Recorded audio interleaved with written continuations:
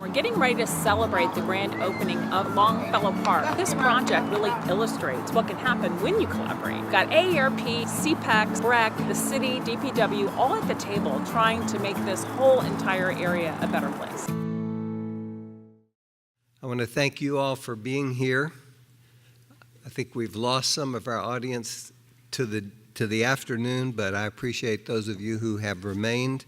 I want to give special thanks to our sponsor for this closing session, which is Blue Cross Blue Shield of Louisiana. We will reward you with saving some of the best for last. Veronica Davis, the co-owner and principal planning manager of Nspiregreen and the founder of Black Women Bike, and our own Erica Green, a native of Baton Rouge, a Southern University law alum, District 5 Councilwoman in Baton Rouge, will be our presenters. This is the perfect way to end this summit. Both of these remarkable women remind us why we're here. It's not just the new technology, new models, and strategic plans. It's people. The people and their creative acts, the food, art, music, and dreams for the future. That's what we all crave. So thank you for being a part of this. Thank you for your attention, and I call upon each of you to take what you have gained from your time at this summit and apply it to your work, your community, and your life. And you'll be hearing further from CPEX. There'll be a number of follow-up pieces that will hopefully be helpful to you and will encourage you to take the actions that are needed. So I'll now turn it over to Councilwoman Erica Green to give Veronica Davis a proper introduction. Good afternoon, everyone. We're at the closing plenary, but we still have a great speaker for you. And I know that there was some information given about her, but let me share with you who she really is. Veronica O. Davis is a co-owner and principal planning manager of Nspiregreen, LLC. And she's a professional engineer. What is Nspiregreen, LLC? It's a company that she co-owns with Chauncey Lundy, and it started in July of 2012. Well, in July 2012, the White House recognized her as a champion of change and transportation innovator for her professional accomplishments and community advocacy in the District of Columbia. She is responsible for managing the urban planning business unit, which includes surface transportation planning, policy development, and long-range planning. Some of Nspiregreen's Washington, D.C. projects include Move D.C., the District of Columbia's long-range transportation plan, North-South Corridor Planning Study under the D.C. Streetcar Program, Vision Zero, and the 16th Street Transit Priority Study. Veronica is also one of the co-founders of Black Women Bike, an organization and movement that encourages African American women to use biking for health and wellness, as well as an alternative form of transportation for commuting. Since its inception just 2 years ago, it has grown to over 1,500 African American women, ranging in the age of the late 20s to early 70s. And she earned her dual master's degrees in engineering management and regional planning from Cornell University. She also has a Bachelor of Science in Civil Engineering from the University of Maryland, where she is a registered professional engineer in the District of Columbia, Maryland, Virginia, North Carolina, and Georgia. She also told me that her mother is from Baton Rouge. So I wanted to share that little tidbit. And at this time, we welcome Veronica O. Davis to the podium.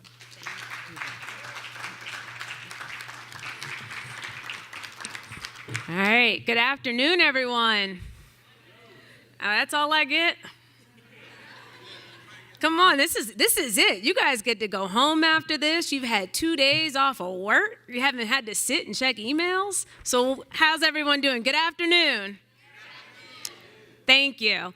So I'm going to talk. So Jennifer reached out to me, and she's like, I need you to talk about like 10 things, and I need you to do it in 20 minutes. So I'm doing this for Jennifer. I don't even know where she is. But this is all for Jennifer. So I'm going to talk about justice, art, and planning, people-centric planning. And I'm an engineer, so there are going to be very few engineers that are ever going to talk to you about people-centric anything. But it really is. And then I'm going to add, in a changing world. So I have my social medias on here. Nspiregreen LLC is my company's social media. Veronica Davis is me. If you follow me, be warned. I'm very opinionated. I have a lot of hot button topics. Like, I hate speed humps. And if anyone ever talks about a speed hump, it just like sets me off into a Twitter rant. So I apologize in advance. But you have been forewarned, so it's really on you. So a little bit more about me. So as the councilwoman mentioned, my mom is from Baton Rouge, but I grew up in Maplewood, New Jersey. This is the downtown area for where I grew up. You know Maplewood, New Jersey? Oh my gosh. You know, this is the second time this has happened to me during the keynote, because it's this little itty bitty town outside of New York. But it was a really great place to grow up in terms of we were thinking about complete streets before we even knew what that word was. Now, New Jersey drivers are crazy, but when it came to my town, people really respected people walking and people biking. And it was a really great place to grow up. We played in the streets, and streets were really about for people. And our town was designed around horse and buggy. So that's where I grew up and the frame of reference that I have. The other great thing about my town is pretty much everything in my town is local. Our town has successfully kept out any chain restaurants. We have none.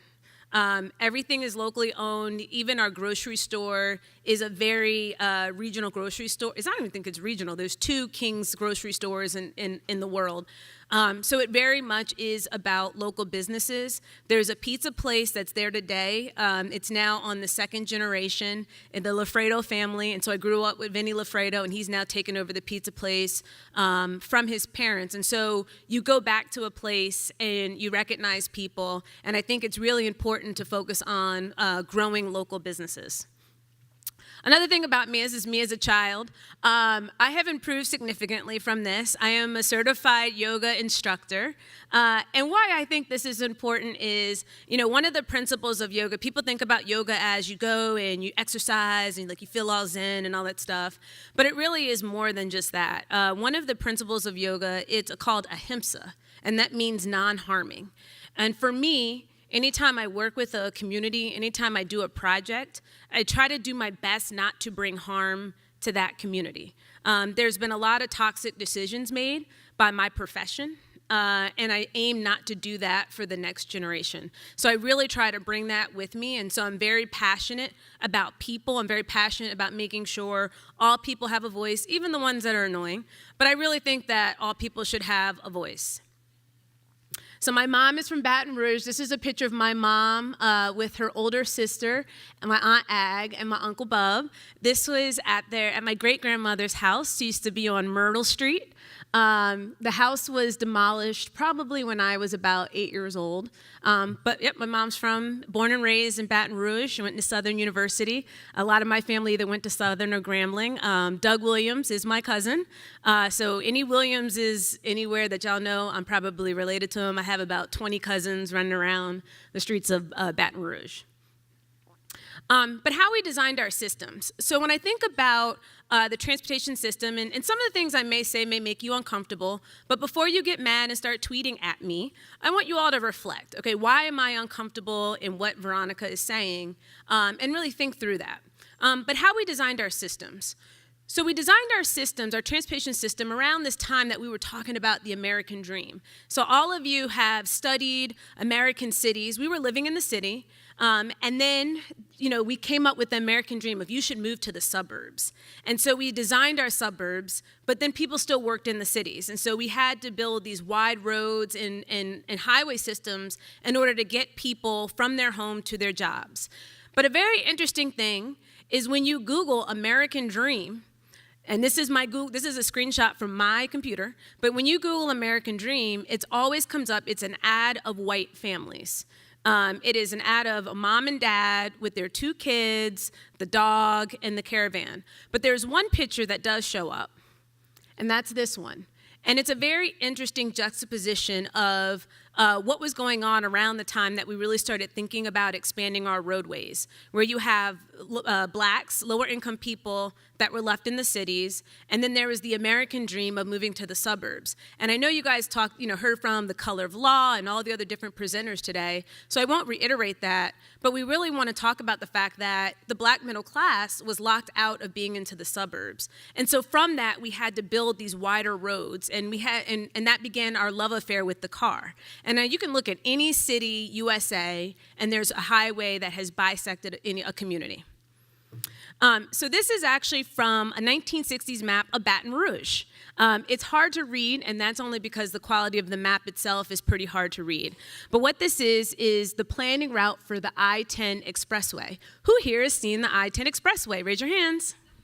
Yay, everyone. Okay, so this is the map of the I-10 Expressway from 1960. But there's two parcels that are extremely personal to me. So the parcel with the arrow going up, that was my great-grandmother's property. And then the parcel with the arrow going sideways, that was my grandparents' property. And so when you look at East Boulevard today, where you see the pillar, that was my grandparents' house. And so for me, it's not just about having this conversation about how expressways rip the community. It's about the fact that my family was relocated in order to build this expressway. And they ended up moving off of Essen Lane. But it's something that's very personal, and my mom, who is still living to this day, remembers it like it happened yesterday. The other thing that happened when they built the expressway, my mom's high school was demolished. So she was the last graduating class from her high school. And so a lot of times when we do planning, we talk about existing conditions, but for some people, the existing condition was the 1960s, is that I remember what you did to my community, and I remembered how my community changed. The interesting thing is my great-grandmother's house still stayed, so I remember as a child going to her house, and she had this huge highway pillar in her backyard.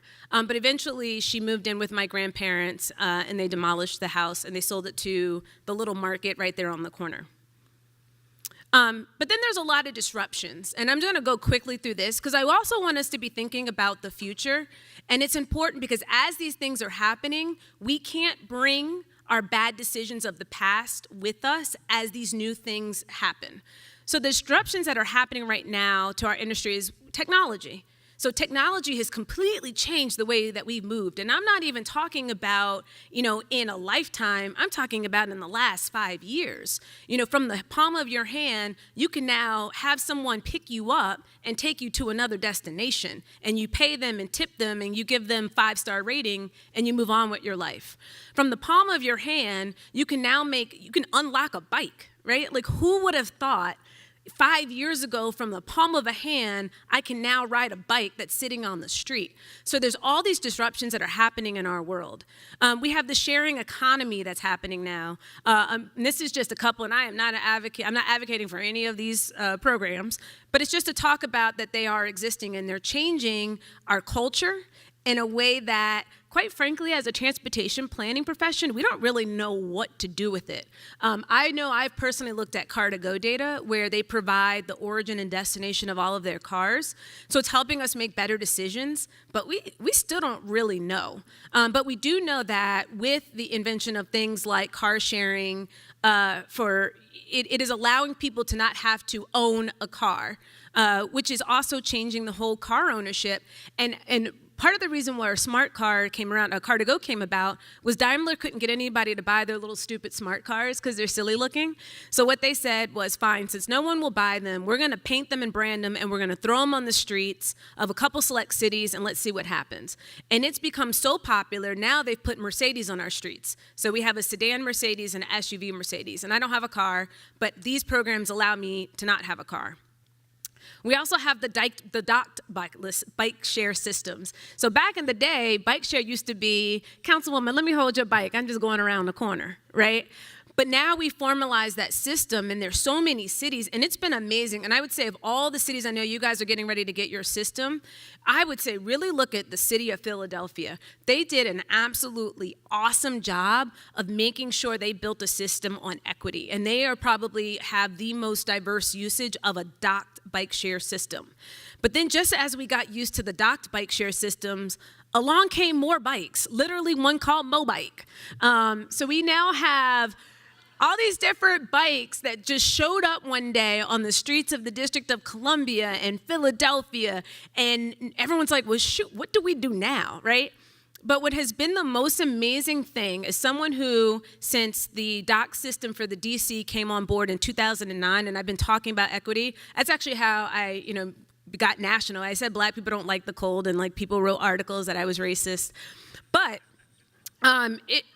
even with the challenges of getting people of color to use the dock systems, although Philly figured theirs out, it was amazing to see these bikes dropped off in DC on a Friday, and the adoption rate by young black teens. It is something that I have never seen in my life. And what it is it not only provided them access, but it removes significant barriers that I think we can learn from the dock system. So one, it removed the barrier of needing a credit card because these kids are able to use their phone and everything else. It removed the barrier of having to get to a bike share station in order to access a bike and then to have to go to another bike share station to drop off the bike, where I can just take it from point to point.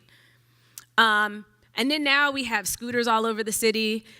This is Lime. We have Spin. We have Bird. We have so many little scooters. But then what this is doing, it's giving mobility options for people who maybe can't ride a bike, but they can now move around a little bit quicker. The funniest thing with these is that people now pick up their dates on them. Like, I have seen so many people, like couples, like strolling around, like, It is the funniest thing, like, boo, let me pick you up for this date. And so people are using them in that way. So I guess that's like a double share. I don't know. And then there's obviously the ride-sharing services, the Ubers, the Lyfts of the world, the Split. Now there's another one that showed up. I don't know the name of it. But they're all the different ride sharing happening, and it's not just about people being able to have access to be able to get somewhere. I know that there's been some preliminary research out that has shown that low-income people are actually some of the users of these ride-sharing programs, particularly people who are shift workers, because it's just a way to be able to get home and have a reliable ride. But it's also creating an economy for people driving, and I know people may have some opinions on the payment structures of how all those systems work out, but it is providing people an opportunity to have another source of income. Now there's 3D printed vehicles coming out. This is Ollie. It is a 3D printed vehicle other than the tires. I know they're working to try to get the tires 3D printed. And how this is really going to fundamentally change our vehicles is that this allows a vehicle to get on the street quicker. And they have been doing some testing around National Harbor, which is right outside of the District of Columbia. So next time you come to DC, if you go to National Harbor, Local Motors actually has a small demonstration shop where you can go and see the cars being made. And so some of the ideas they're thinking about is, like, imagine if Starbucks sponsored an Ollie. And so your ride would be free and your barista would be on board to make your, like, mocha latte, frappuccino skinny, triple shot with the black eye, as you're going to work. And they are working to make it autonomous, which takes us to autonomous vehicles. So autonomous vehicles are being tested in our street. We've seen from Arizona what can happen, unfortunately, where people are still being killed by a vehicle.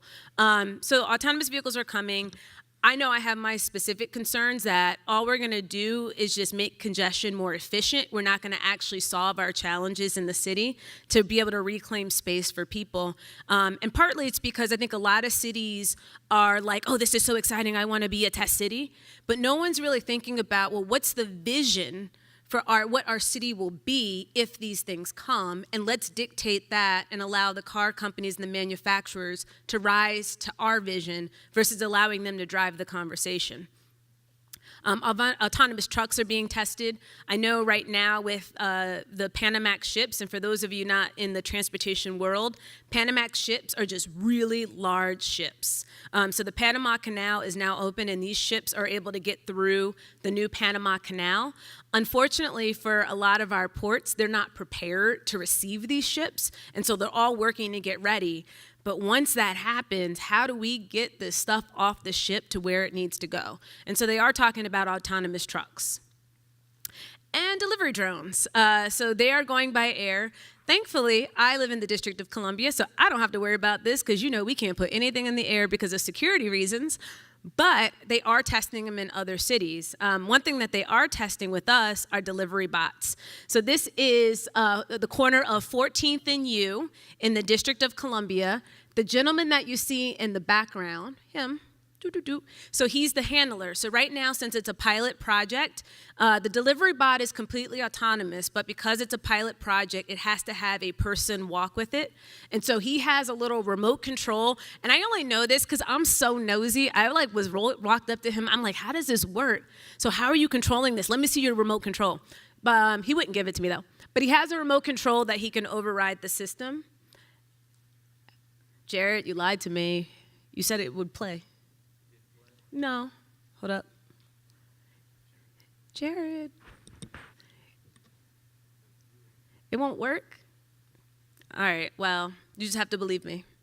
But it does move, and when it recognizes people, it slows down and stops. Also, maglev is being talked about. They're trying to do a maglev to connect DC to Baltimore. Right now, by MARC train, it's about a 45-minute trip. Allegedly, maglev would take it down to 15 minutes. I'm skeptical, but I'm cautiously optimistic. So we'll see what happens and if they're able to pull this off. And then, of course, space. You got your boy Elon Musk. We're going to go to space. And Sir Richard Branson, talking about space. And we didn't think it was possible, but it's happening. And what does that really mean for the future? So kind of transitioning now, I'm going to talk about justice. So I know some of you may or may not have ever seen this thing with the fence, looking at the baseball, game, which I realize it's Coors Field, and I'm like, who watches baseball in Colorado? But on the far left, we have equality, and so that's 3 people trying to see over the fence, and they all have the same box. But then we have equity, so everyone has the box they need that they can see over the fence. And the thing that drives me crazy, it's like, why is there a fence in the first place? Let's just tear the sucker down, right? And so really it is about how do we really get to the root of justice. So one of the things that we've been working on a project in Philadelphia with the University City District is taking this framework by Setha Lowe. She's out of the City University of New York on justice, and looking at it from 3 lenses: distributive justice, interactional justice, and procedural justice. And how do we take that lens and make our cities and our public spaces more just? So for distributive justice, this is Setha Lowe's definition. So in terms of public spaces, distributive justice based on equity would ensure that public space is available to all people and that everyone has some degree of access. And she's talking more so about parks and things like that. But for me, the roadway is a public space. It is a place where we all have to go and we all have to interact.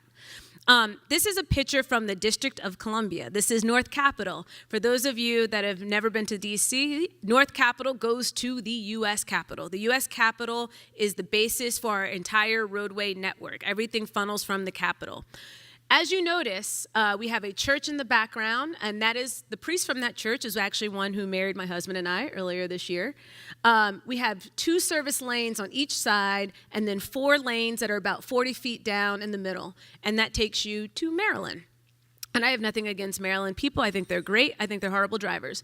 But what this has done, this road didn't always look like that. I unfortunately have not been able to find one of the historic roads, but it didn't look like that. The front of the church came to about the middle of this median here. All of this was decked over. So the city at some point dug down deep and put the roadway underneath. There's now discussion of trying to do deck over in order to remedy the mistakes of the past.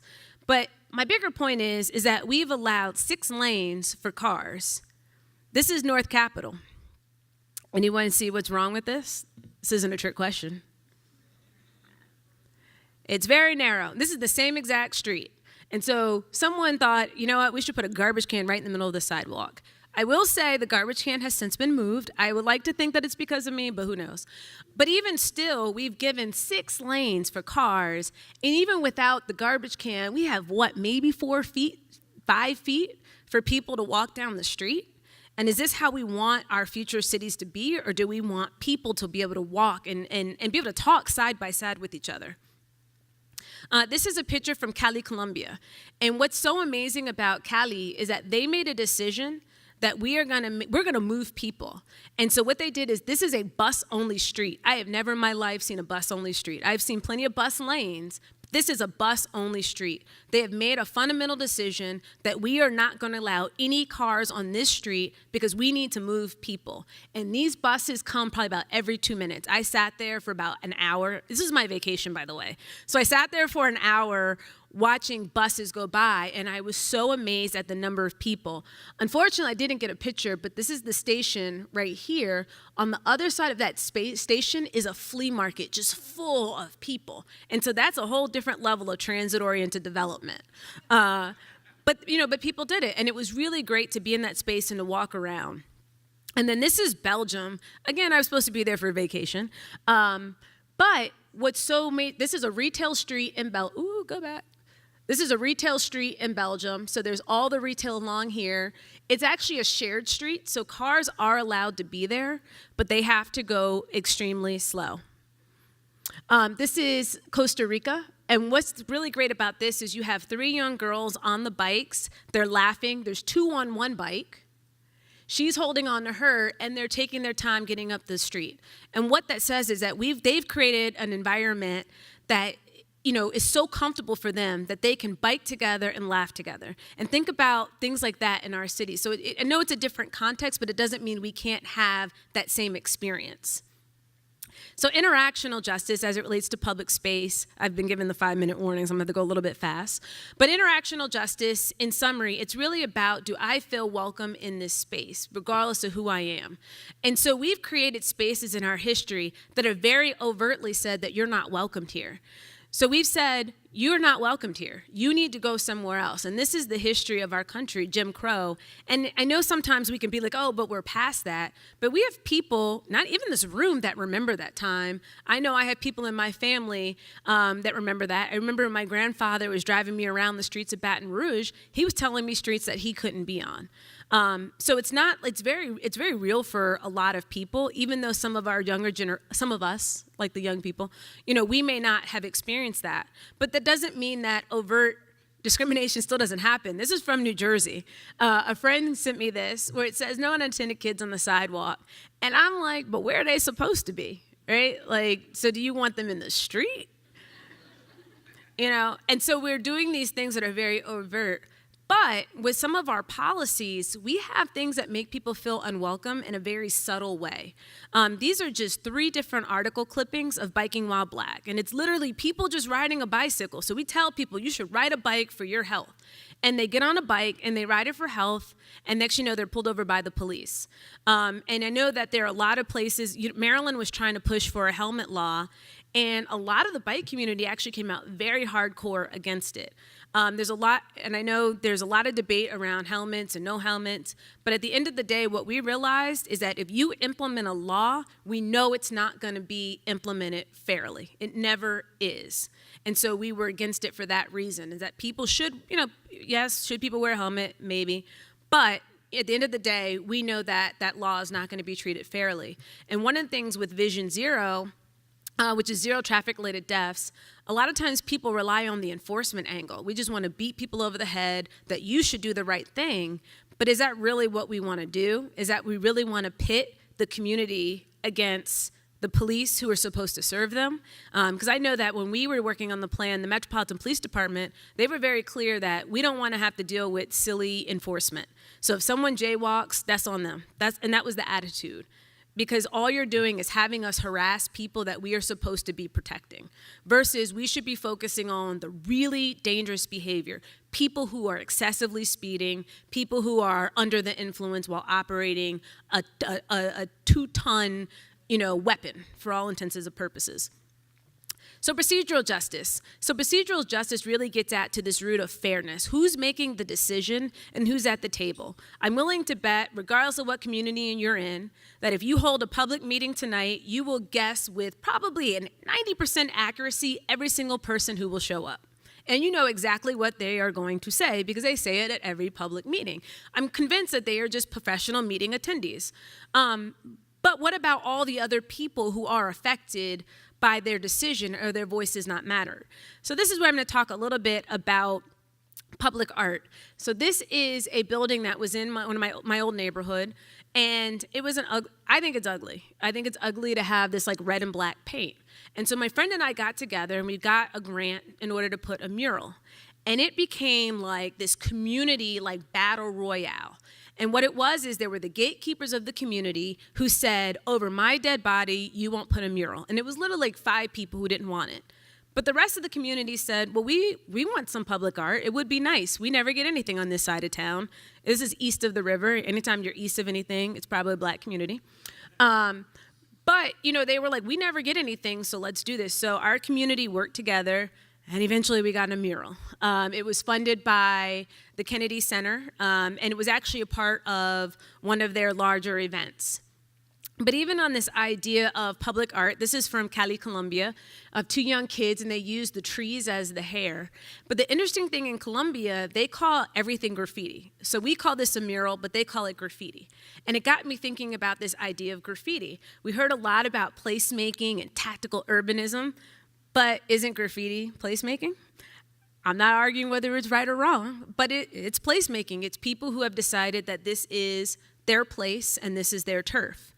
And I know a lot of people who may follow the artist Banksy, a street artist. No one knows their identity, but they started off by just doing graffiti around London. And as a result, now it's gotten international fame. Their work is free. Recently, they just sold an art piece for like $1.2 million, which then got shredded. It's a really funny Instagram video if you get a chance to see it. But it's taken from this idea of street art and people were fighting, but now it's to the point where their art is in Amsterdam, featured in a museum as a permanent exhibit. And so it's this idea of challenging graffiti, of what's good and what's bad. This is some tactical urbanism in Tucson, Arizona, where it says your reality is responsibility. This is a pop-up bike lane that someone did guerrilla in the middle of the night. And, their measurements might be a little bit off. I wouldn't necessarily sign them up to be an engineer. But the thing about it is that this is the type of graffiti we celebrate, right, based on who did it. But then this is from a metro station in D.C., so we have illegal graffiti on the bottom, and then we have legal graffiti on the top, and that's developer signs. And you can argue which one looks better. I personally think the one on the bottom is better. But we sometimes tend to criminalize graffiti. I know the former mayor of New York, Ed Koch, when I was growing up, he criminalized graffiti in a way that it put a lot of black and brown kids in the prison system. But yet we celebrate graffiti now done by others. And so I think that as we're having this language, we have to recognize the privileges that some of us may have as we go and we do this tactical urbanism. And not everyone may have that privilege to be able to place-make their community. And so I will wrap it up so the councilwoman and I can have some conversation. So the thing about justice, though, for you to tear down a fence, you have to know it's there, right? Because some people just cannot see that there's a fence. And we all have different privileges. And sometimes it may be the privilege of race. It may be the privilege of income, education, your able body. But just recognizing that we have privileges. And so when you're thinking about your public meetings, this is one of my favorite memes where she's like looking, squinting, but it's who is missing. And we really need to be intentional when we are working on our transportation projects. I think it is extremely unreasonable to set a meeting in the middle of the week, at night, during dinner time. I don't like missing meals personally, but during dinner time, and then we're like, these people didn't show up, they must not care. People care, it's just that on their list of cares, that might be like number 100. People are trying to get through the day. People are just trying to survive. And so really it's going out and being intentional to reach each of these people. I love focus groups. I think that is a great way to get people who don't have time for your meetings, and you pay people for their time, and people will give you some really great feedback. And these are just some of the groups to think about: non-white, low income, housing insecure. I think we leave the homeless and housing insecure people out of our transportation conversations because we assume, they're just homeless. A lot of homeless people actually have jobs. And they are using the transportation system in order to get to work, and it is really expensive for them. It is extremely expensive for them to have to use the transportation system. So making sure we're thinking about them. Veterans, youth, immigrants, persons with disabilities. And when I say persons with disabilities, I don't mean you find the one person with a wheelchair and you pat yourself on the back like we did a really great job. But think about people with hearing impairments, visual impairments, cognitive issues, sensory issues. How are they moving around the city? Because for many people, like all of us, we just want to be independent. We want to be able to move confidently in the places where we live. And then I separated sexual identity and gender identity because I think sometimes we lump them together, but it's really two different sets of issues, particularly when it comes to gender identity and someone's sense of safety and security, walking around the street knowing they can be confident in who they are and they won't have to deal with harassment. And I know I'm packing all these things in transportation, but all of that affects how people make decisions, how they move around a city. And then I'm going to wrap this up real quick. So focusing on understanding the needs of the community. It's not what you assume they need, actually listen to what they need. And if crime is their issue, then you listen. How can the transportation system, how can our urban space make it safer for people? How can we solve crime through different interventions? How can we add art? How can we add light? How can we add people on the street in order to solve that challenge versus just dismissing it as, oh, that has nothing to do with this transportation project? Focus on the off-peak and non-work trips. I think the thing that frustrates me the most about my industry is that we like to focus on that 1 hour a day in the morning and that 1 hour in the afternoon where there is traffic because everyone's trying to get to their 9 to 5. But there's so many people, particularly around your medical facilities, your universities, they're not moving really at that time. They're moving at different shifts. So are we still providing them with what they need in order to move around during those times? Engage young people. I think young people are the most insightful ever. I think they're super smart. They have, I worked with this group at Cornell University. They were high school students there for a summer program. And I gave them a challenge to design the system of the future. And what was so amazing about each of the groups is that they were so conscious and so compassionate about people who weren't able. Whether they were talking about gentrification, they were talking about zoning, they were talking about moms with kids, like things, all the issues that we had to force our profession to think about, it came to them naturally. So engage them in your projects. They have a lot of insight on really kind of the humanity and compassion. Provide resources to advocacy groups. I don't know if Bike Baton Rouge is still here. Are they here? No? Okay, that's cool. Are you here? Oh, hey.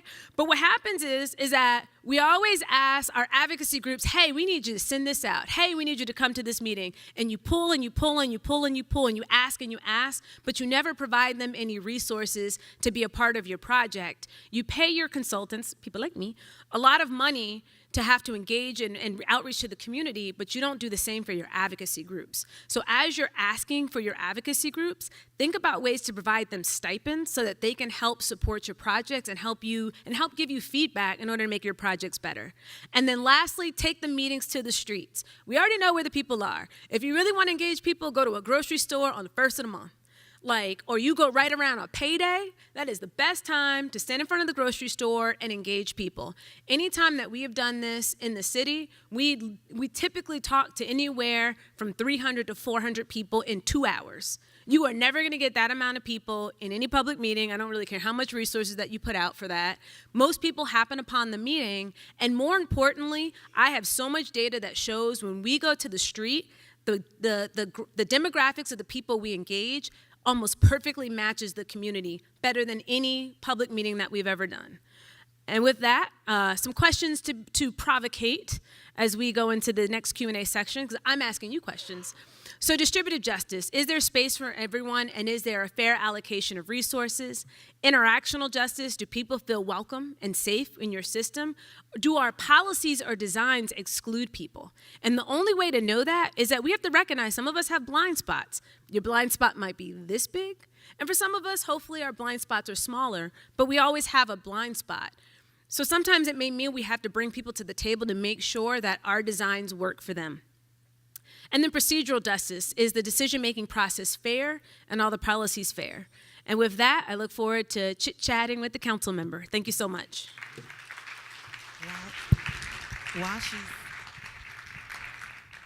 Hello, testing. Hello? Can you hear me? While you're sitting down, Camille, I get it. Why you put me with her. She is amazing.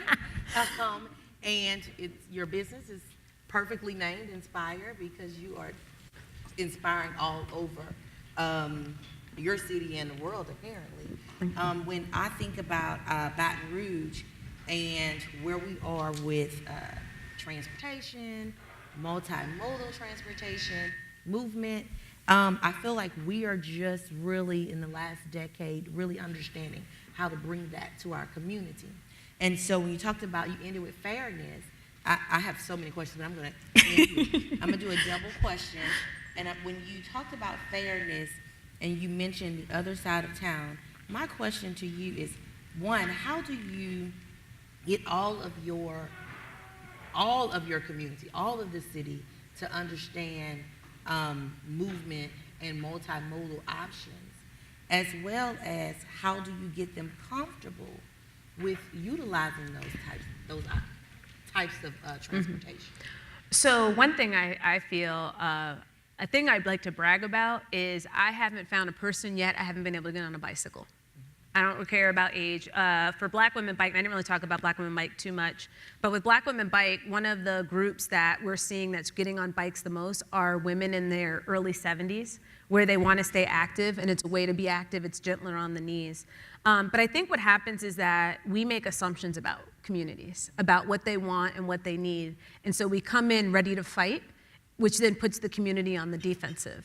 But what I've learned to ask is when someone says to me, oh, I don't want bike lanes, I say, okay, why? I don't bike. Okay, well, why not? Well, it's not safe to bike. Oh, so what would make it safe to bike? And when you start that conversation, you're now dialoguing. You're getting to the same point, but you're now having a conversation with someone to ask them, well, what would it take for you to be comfortable? Because we come in so smart of, well, I went to this conference, right? Because I know all you guys are going to do this. You're going to say, I went to a conference and I learned that what's best for you is protected bike lanes. And this is how much safer it will be. People don't care about data. If nothing else we've learned in the last couple of years, people don't really care about data or logic, right? So you have to appeal to the emotions, and that comes from, well, what would make you comfortable walking? What would make you comfortable riding the bus? And you get a lot, and it's the same conversation, but you get better information from people. And on a different note, when I heard your story about your family, and it's full circle for anyone here that's from Baton Rouge to see when you talked about the I-10 expressway. We only have two real highways, I-10, I-12, and you said how it affected your family. We are now in a new, in another campaign to expand I-10 for traffic reasons and congestion. And we know that will disproportionately affect some communities and cause acquisition of properties. So how do you, when you understand that your community is small and it needs some relief on traffic congestion, how do you present that to the city, especially when it can end up like your family?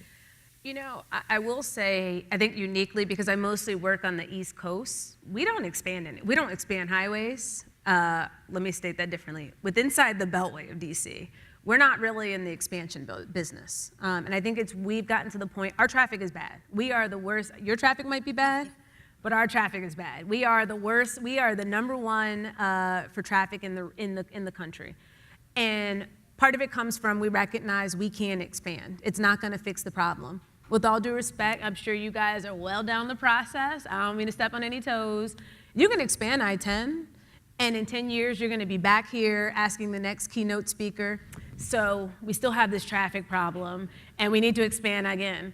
So at some point, that is a values that Louisiana and that Baton Rouge and that the Louisiana Department of Transportation have to decide of, does this make sense anymore? Or do we need to think differently about how we plan our cities? Because how much is this project? How many millions? Millions. Gazillions?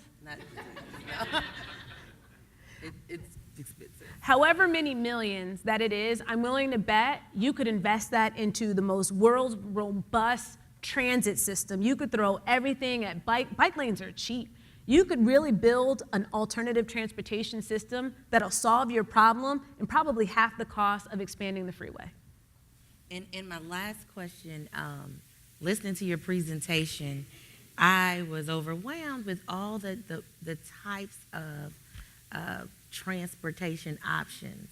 I'm a Lyft girl, so apparently that's all I'm thinking is we can Lyft, but then you showed all those different, where are they? I mean, you showed us where they are, but how can the South kind of grab a hold of that? And if it, and you used it as an option for relief for traffic congestion when you were speaking. So do you really believe that if we have all these different options, bikes and scooters and... So council member, let me ask you a question. And I know we got the stop sign, so I apologize, y'all. But let me ask you a question. So why do you drive? I have to get to work. Because you have to get to work. So what would it take for you to not drive? What would you need? Like if there was let's say there was a bus that would get you to work, would you take it? Yeah. You would take it. Absolutely. So part of it is that for people to use a different option, you have to give them you have to give them a better option. But as long as there isn't a better option, people are going to get in their motor vehicle and they're going to drive. But imagine if you step out your door and you have the option of there's going to be a bus. So I have a bus that takes me straight from my house to my office. And in the morning, it comes every 5 minutes. I can't function before 9 o'clock. So I just have to walk out my house and stand at the bus stop. And no matter the weather, I know the longest I'm going to be out there is about 5 minutes. And so I use the bus. But now imagine if that bus came every hour. I probably wouldn't use it. I would probably drive because because if I miss the bus, I got to wait a whole nother hour. So frequent bus service is a way to get people to have another option. Even with the bike share, I know you guys are doing the gotchas, but it really is going to be about the density and can people get access, and then is the bike share somewhere they want to go? So I think it's about thinking of the system holistically and really investing. I mean, we launched our bike share system in our city. We did 300 stations in one day. So you can't piecemeal it, and there's so much data out there around the bike share systems. Philly will tell you, any of the systems will tell you, if you piecemeal something, you're never gonna get there. You just have to go hardcore, here's everything. Even with the car share service I mentioned, literally 400 cars just showed up overnight. With the bike share system, with the dockless bike share system, each system was allowed 400 bikes, they showed up in a day. And it was just like massive. So you have to really go hard or go home when it comes to transportation. Otherwise, the system's gonna fail. Before we had the Capital Bike Share system, we had Smart Bike. There were like maybe 5 stations in downtown. It failed miserably. And we have so much documentation on that. But the thing I encourage you all, as I hear all the different development coming, if you want more, it really is, people look at transportation. A lot of the developers are looking at, well, what are the transportation options? If nothing else that you guys learned from Amazon, whether you want an Amazon or not, they told you what they're looking for. They gave you the blueprint for what these large companies are looking for. So to bring jobs to Baton Rouge, to bring industry to Baton Rouge, you have the blueprint. And what Amazon said was, we want transportation options. And that's part of the reason why the Northern Virginia area, my region, was selected for one of the HQ2s. Well, Ms. Davis, Veronica, I'm dubbing you the queen of mobility because you're just that amazing. If we have one question from the audience, then if not, we're going to close. Looking, they don't have questions because you did such a good job. Thank you again for sharing with our city your knowledge, and thank you to CPEX for inviting her. And again, thank you to all of you for being here and connected to this panel and this full discussion.